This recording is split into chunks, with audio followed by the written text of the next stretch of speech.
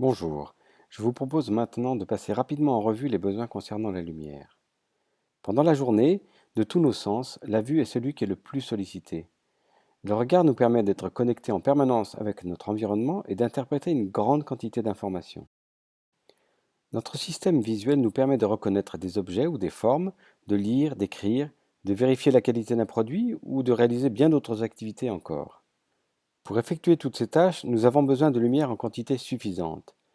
Lorsque l'éclairage à disposition est trop faible, notre capacité à distinguer les détails diminue et si ces conditions se prolongent dans le temps, notre œil se fatigue.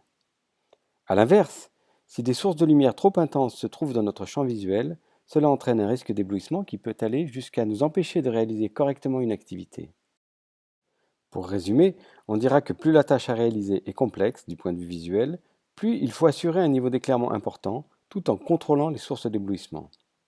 Par ailleurs, notre œil ne sert pas seulement à gérer des informations, c'est aussi l'outil qui permet à notre cerveau de réguler notre rythme chronobiologique, c'est-à-dire de gérer les phases de sommeil et d'éveil.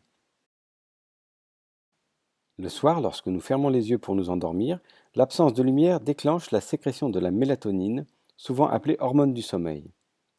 Le matin, lorsque notre œil est de nouveau exposé à la lumière, la sécrétion de cette hormone est bloquée, ce qui va nous permettre d'augmenter notre vigilance, notre attention, mais aussi de réguler notre humeur. La lumière est donc essentielle pour la santé. Intéressons-nous maintenant au potentiel de lumière naturelle à notre disposition. À l'extérieur, pendant la journée, nous sommes soumis à une très grande quantité de lumière.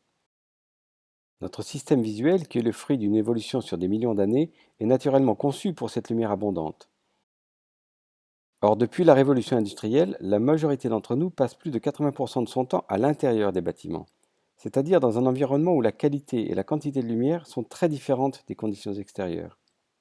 Notre œil est donc soumis à des conditions peu naturelles et on comprend l'importance qu'il y a à s'occuper soigneusement de l'éclairage intérieur. Pour cela, nous avons plusieurs pistes. La première consiste à augmenter le temps pendant lequel la lumière naturelle sera suffisante pour assurer nos besoins visuels. Ceci revient à créer des ouvertures de taille suffisante, protégées du soleil et placées judicieusement par rapport à l'occupation des locaux.